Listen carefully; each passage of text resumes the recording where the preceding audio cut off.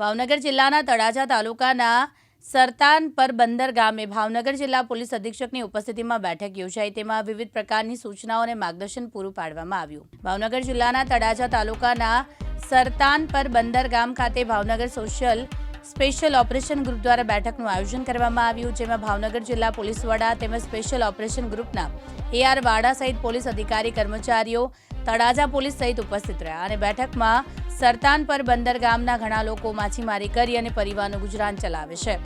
દિવસ તેમજ રાત્રિ સમયે તેઓ સમુદ્રમાં હોય છે। તેઓને ખાસ જણાવવામાં આવ્યું કે સમુદ્રની અંદર કોઈપણ જાતની બિનકાયદેસર પ્રવૃત્તિ, કોઈપણ શંકાસ્પદ હિલચાલ થતી હોય તો તાત્કાલિક નજીકની પોલીસ તેમજ જિલ્લા પોલીસનો સંપર્ક કરવા જાણ કરવામાં આવી છે।